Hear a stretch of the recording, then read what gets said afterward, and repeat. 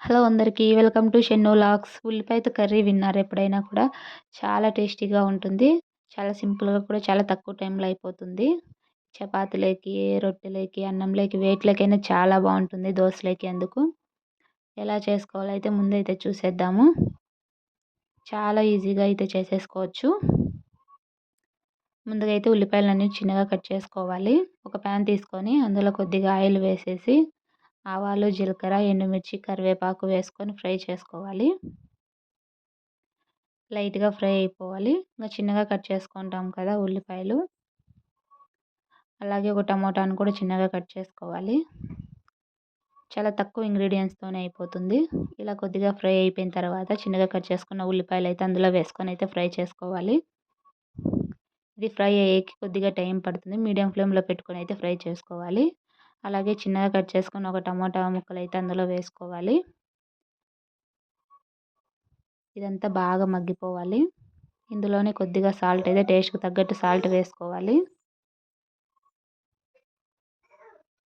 తగినంత అయితే వేసుకోవాలి. ఇందులోనే కారం కూడా మీ టేస్ట్‌కి తగ్గట్టు అయితే వేసుకోవాలి.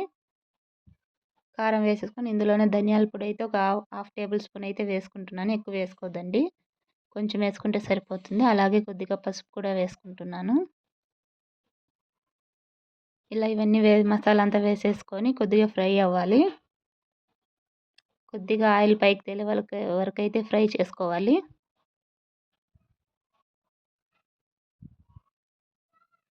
అలా కలుపుకుంటూ అయితే ఫ్రై చేసుకోవాలి. లేకుంటే లాస్ట్‌లో మాడిపోతుంది.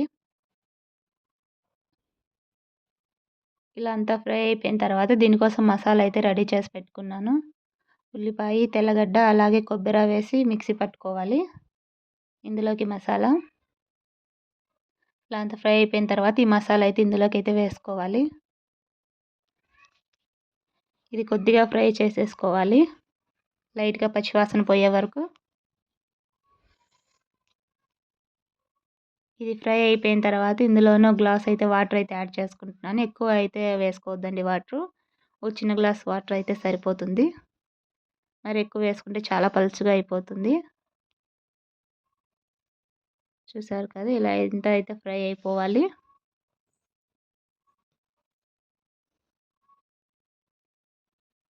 నేనైతే కొద్దిగానే వేసుకుంటున్నాను వాటరు. ఇందులోకైతే పల్లీల నీళ్ళైతే ఫ్రై చేసుకోవాలి. శనగిత్తనాలు ఇలా అయితే ఫ్రై చేసేసుకొనేసి మిక్సీ పట్టేసుకోవాలి. ఇది ఉడుకుతుండగానే ఇది మధ్యలో అయితే వేసేసుకోవాలి శనగిత్తనాల పొడి. ఇలా వేసేసుకొని అంతా కలుపుకొనేసి ఒక 5 మినిట్స్ పెడితే సరిపోతుంది. ఉల్లిపాయలు కదా ఎక్కువ ఉడకాల్సిన అవసరం లేదు. తొందరగా ఉడికిపోతాయి. చూసారు కదా చిక్కగా ఎంత బాగుందో. టేస్ట్ కూడా చాలా బాగుంటుంది. దోసలోకి, ఇడ్లీలోకి అలాగే రొట్టెలోకి, చపాతీలోకి, అన్నంలోకి వేటిలోకైనా చాలా టేస్టీగా ఉంటుంది. చాలా సింపుల్‌గా కూడా అయిపోయింది కదా! ఈ వీడియో మీకు నచ్చిందని అనుకుంటున్నాను.